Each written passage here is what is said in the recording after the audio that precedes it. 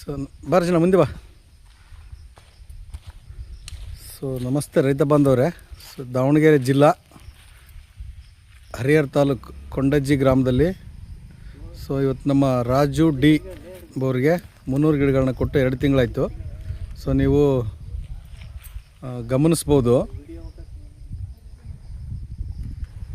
So ನಮಸ್ತೆ ರಾಜಣ್ಣ, ಹೇಗಿದೆ ಗಿಡದ ಬೆಳವಣಿಗೆ? ಚೆನ್ನಾಗೈತಲ್ಲ ಸರ್. ಏನು ಅನಿಸಿದೆ ನಮ್ಮ ತಾಯಿ ಹೈಬ್ರಿಡ್ ವೆರೈಟಿ ಬಗ್ಗೆ? ನಮಗೇನೋ ಖುಷಿ ಅನಿಸಿದೆ ಸರ್. ಮುಂದೆ ಇದ್ರದ್ದು ಏನೇನೋ ನಮಗೆ ತಿಳಿಸ್ಕೊಡು. ಓಕೆ, ಬೆಳವಣಿಗೆ ನಿಮಗೆ ತೃಪ್ತಿ ಐತಿಲ್ಲ? ಹೌದು ಸರ್. ಅದು ಇಂಪಾರ್ಟೆಂಟ್. ನೀವು ಚೆನ್ನಾಗಿ ಬೆಳೆಸಿದ್ದೀರಾ ನೋಡಿ. 2 ತಿಂಗಳಿಗೆ ಇಷ್ಟು ಗ್ರೋತ್ ಬಂದಿದೆ, ಜಸ್ಟ್ 60 ಡೇಸ್. ಹೌದಾ?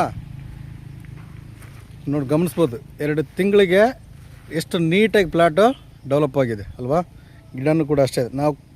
ನಾವು ನಿಮಗೆ ಗೈಡ್ ಮಾಡ್ತಿದ್ದೀವಲ್ಲ, ಅದನ್ನು ಸರಿಯಾದ ರೀತಿ ನಮ್ಮದು ಪೊಟ್ಯಾಷಿಯಮ್, ಹ್ಯೂಮಿಕ್ಕು, ಸಿವಿಡ್ ಕರೆಕ್ಟ್ 10 ಡೇಸ್ಗೆ ಕೊಡ್ತಾ ಹೋಗಬೇಕು. ಓಕೆನಾ?